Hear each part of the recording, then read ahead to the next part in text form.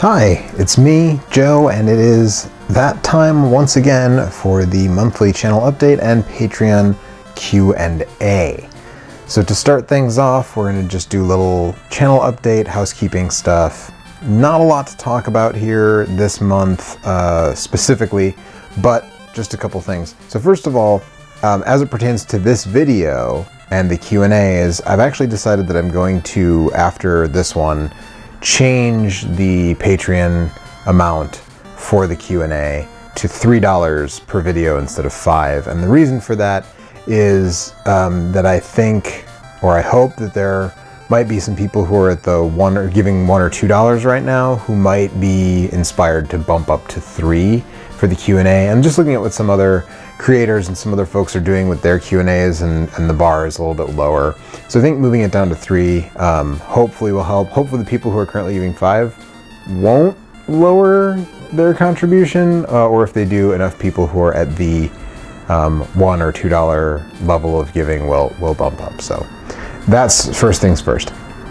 Second thing, let's talk about the other stuff on the channel that's not same name, different game, or obscure old games, 5 reasons, just for a second. So if you didn't see our annual best of show, the Sticky Awards, the 9th annual Sticky Awards that we did on Twitch, that was on January 31st on Twitch. We did that. It is now on YouTube, and I'll put a thing right here so that you can go and watch them if you didn't. It's about 3 hours long, like a real awards show.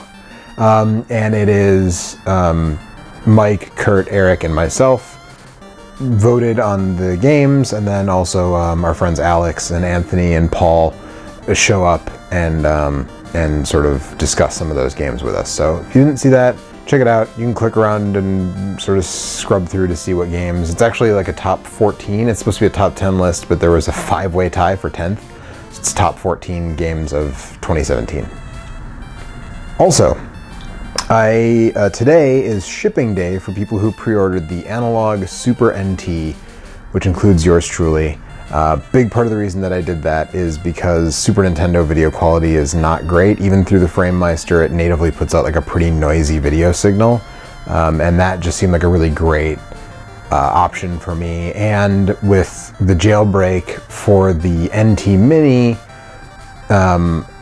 I feel like an equivalent is probably coming from Kevtris for the Super NT, and that would really, that kind of jailbreak where you could run, you know, Atari and ColecoVision and Intellivision and that kind of stuff on it would really be a boon to me, and I kind of hope and assume that that is coming as well for the Super NT like it did for the NT Mini. So that is, I don't usually do like unboxings that often here, but I'm gonna do an unboxing. I actually already got the controller sent separately, so I have the controller.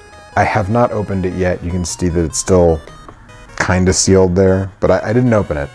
I'm gonna open the controller and the system on camera, and I'm gonna do some comparison video of the standard stock Super Nintendo that I have running through the FrameMeister alongside the Super NT, which is something that I haven't really seen anybody do yet, although I know that the My Life in Gaming guys put up a video today that I have not yet watched, so they probably actually did do that because they do that kind of stuff. But a lot of other people that I've seen haven't done those kind of direct comparisons, so I plan on doing something like that, testing some stuff out.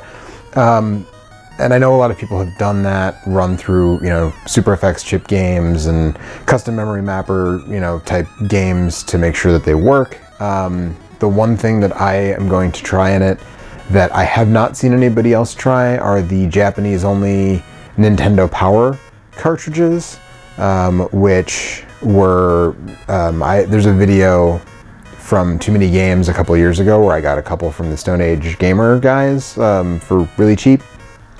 And they were in Japan, you would put them in a kiosk and you could load games. They were basically flash carts, sort of like an EverDrive, but you had to go to like a licensed kiosk to load games onto them.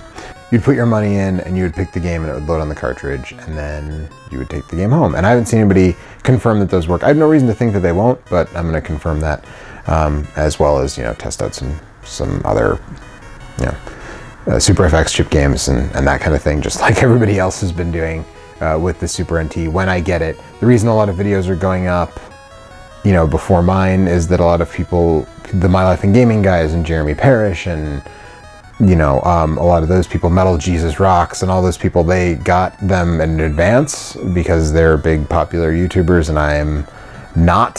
So I bought one, paid for it myself, and now I have to wait for it to arrive here. But today is shipping day as I'm recording this. So I'm hoping that sometime next week I will be doing that. And speaking of next week, the episode that I am shooting tonight, that I am already, you know, sort of in progress on, which is the Beavis and Butthead Game Boy Game Gear episode, will be up next week. And I'm hoping over the weekend to potentially do the commentary track for the Ninja Gaiden video. That's carving the time out for that is a little more difficult for that one than it would be for a lot of other videos because it's so long. So basically I need, you know, over an hour to sit down and record that. So I need to find the time when I can sort of lock myself in a room with no distractions and make sure nobody's going to interrupt me so I can record a continuous commentary track for an hour. So that may go up next week as well, but actually now that I'm thinking about it and saying it out loud along with the Super NT video and the new episode of Same Name Different Game, I might actually hold that off until like around the 21st. So, and then next month is going to be WrestleMania stuff, so look forward to that. And that's all the sort of channel update, housekeeping stuff that is fit to print. Oh, sorry, one more thing. I am on Instagram now, and I don't plan on using it to like photograph my meals or even put up a lot of, you know, normal Instagram type stuff. I primarily started the Instagram account to put trailers for new episodes onto Instagram and drive people here to YouTube, and so that is what you can expect. But if you want to follow me on Instagram, I am Joe on the Stick on Instagram, so check that out if you want, although most of it's going to be just driving you right back here. Although for conventions and stuff you might see me post some cool pictures of old games and that kind of stuff, and who knows, so could be fun. And that about does it for housekeeping stuff, so let's move on to Patreon Q&As. So all of our questions this month come from Joel. Thanks, Joel, for your questions. And he starts with, do you ever recall seeing a pre-Soul Calibur port that you felt outshone the arcade version? So Soul Calibur was kind of the high water mark. When that came out on the Dreamcast, I got it $99.99. I got my Dreamcast. I got Soul Calibur and Power Stone. That might have been the only games I got at launch. I didn't get Sonic Adventure right away, but a friend of mine did, so I did play it.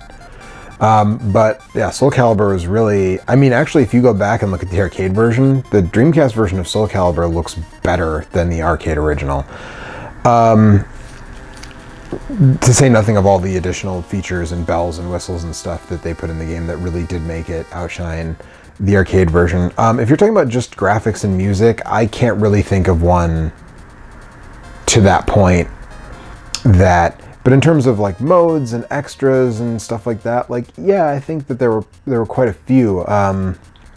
I think that in terms of scope and ambition and just general polish and enjoyability, like the NES version of Bionic Commando outshines the arcade version, but it is effectively a completely different game. And yes, I will eventually be talking about Bionic Commando, so spare me the comment about you should do an episode on Bionic Commando, because I definitely plan to do that at some point. What are some of your least favorite entries in your favorite franchises? See the Contra Adventure, I believe is the full proper title of the second Contra game on the PlayStation 1. Contra for the NES is my favorite game of all time, and I believe I've mentioned that here before. But the entries in that time span were junk. Contra Legacy of War was bad, and C, A Contra Adventure, was also bad. Even worse, because at least Legacy of War had a 2-player option, and C did not. If you want to play a good game that sort of resembles Contra, a fun game that's not like spectacular, but an enjoyable run and gun, shoot 'em up on the PlayStation, there's a game called One, O-N-E, One, that is pretty competent Contra-esque 3D sort of. It's almost like if Contra and Crash Bandicoot, except instead of running, you know, kind of, a lot of Crash Bandicoot stages are running towards the camera, but like the Crash Bandicoot stages where you're running away from the camera, where you're running straight down sort of a narrow path, but instead of just like running and platforming and spinning into things, in One you're shooting everything in sight. So that's a kind of a cool game in that vein. But yeah, that would be probably the biggest one would be C, The Contra Adventure, and Contra Legacy of War. Resident Evil 6 is real bad. The Metal Gear Acid games didn't click with me, and even Portable Ops, actually. Metal Gear Portable Ops and Portable Ops Plus didn't really click with me either. I didn't buy them when they came out. A friend of mine lent me his copy of Portable Ops when I still lived in Wisconsin, and it just didn't work for me.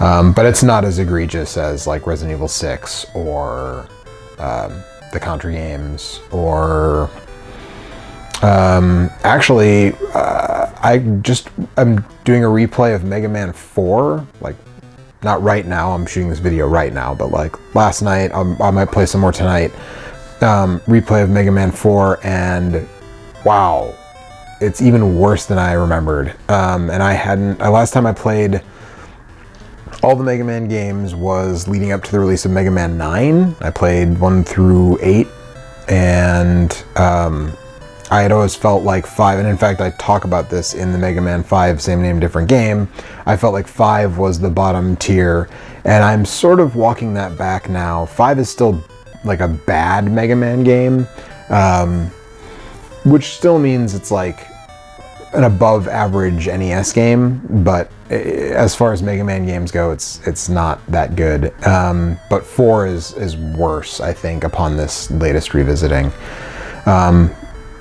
And I think 7 is actually worse than both of them.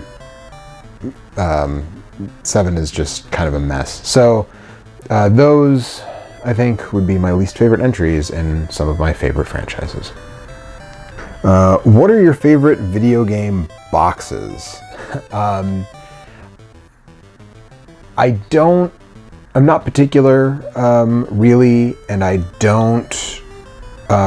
not a complete collector, but I actually do. If there's a long box version of a game available on the PlayStation, I do try to get the long box version, just because I think they're so silly looking. Like, I don't know if the people who are making those cases, well, it couldn't be that. I was gonna say, I don't know if the people who are making those cases for the Sega CD and, you know, and the Saturn over here, like, approached Sony and were like, use our cases because we've got a gazillion of them that are already molded, or what. But that doesn't make any sense, because actually a lot of the Sony ones were cardboard with a plastic tray insert and not actual plastic cases like the Sega CD ones. So I don't know why Sony ever went with long boxes in the US. I guess they just looked at the CD-based games that had come before, and I don't have a 3DO or any 3DO games, but 3DO games also came in like these sort of unwieldy boxes, but I think those had regular size CD jewel cases in them. If I'm remembering correctly, I had a friend with a 3DO when I was a kid, but I have not actually taken a 3DO game out of the box in who even knows how many years. But, you know, really the biggest hitters up to that time, the most adopted CD console in the US, you know, was the Sega CD, I think. I'm pretty sure. And then the Saturn came, you know, a number of years a number of months before the PlayStation hit the US, and it had the long jewel cases, and so I think they just said that that's how they do it in the US, so we'll do that too for a little while. So I do like them because they're so silly. I have, let's see, 1, 2, 3, I have six long box PlayStation games.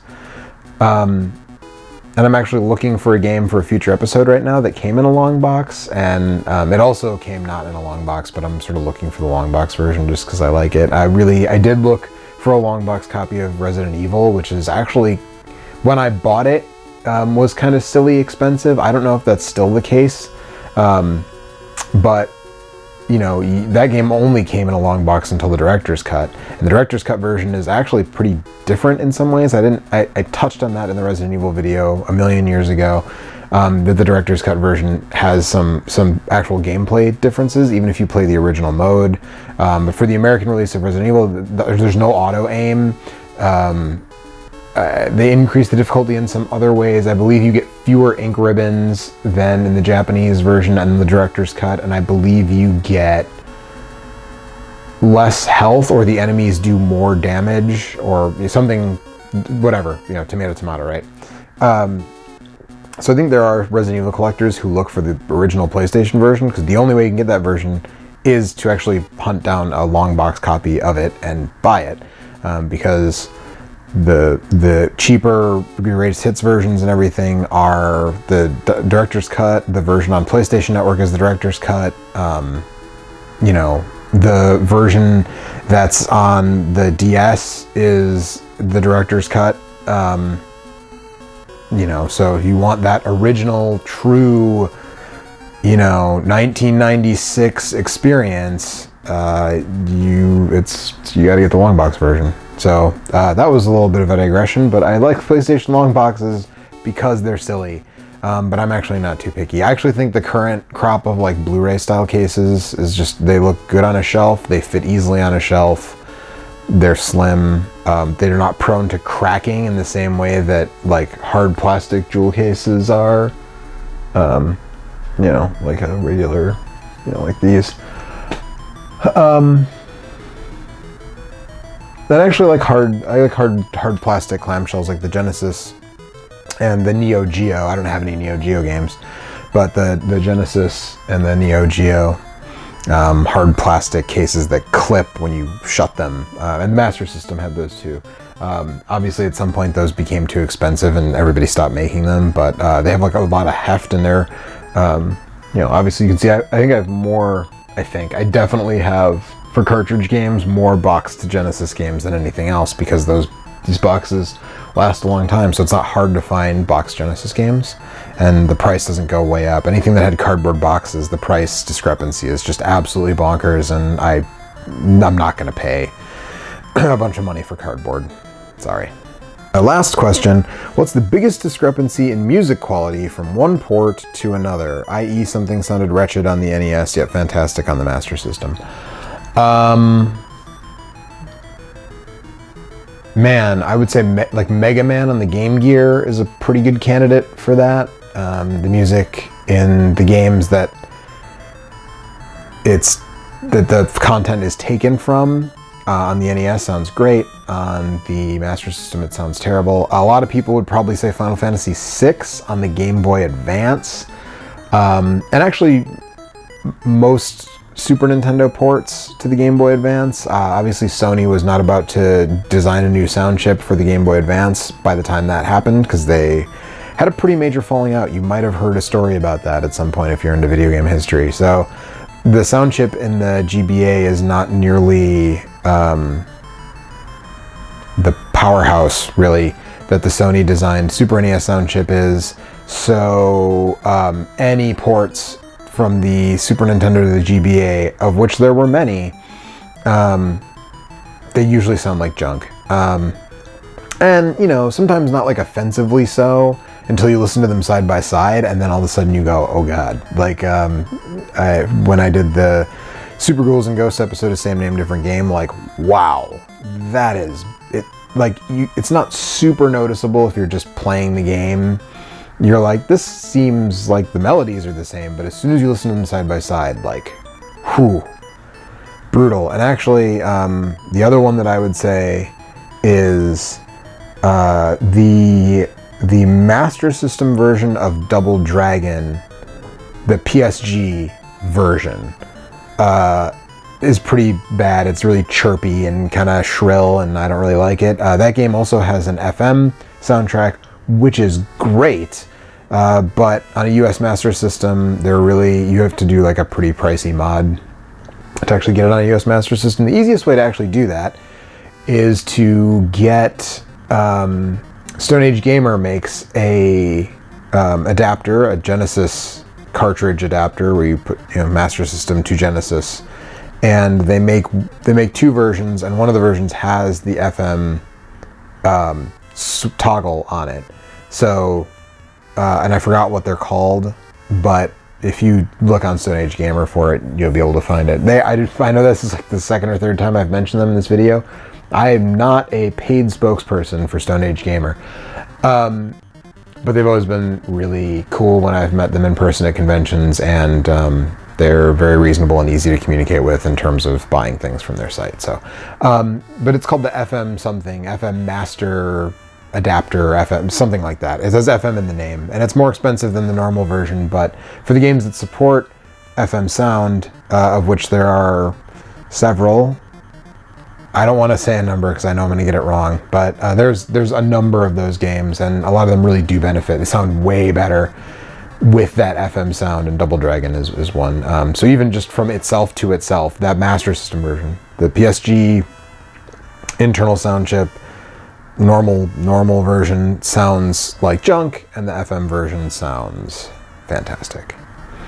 And that's it. That's all the questions for this month. Hopefully dropping the price to $3 to ask questions. We'll get some more questions coming in, and follow me on Instagram for little short clips of episodes to see that stuff. And yeah, that's about it. Thank you so much for watching. If you're a Patreon, thanks for supporting. If you're not a Patreon and you're watching this as a public video when it goes up, a week later after the patrons have all watched it, you can ask questions in this venue and help me produce more episodes of the shows by going to patreon.com/same name different game.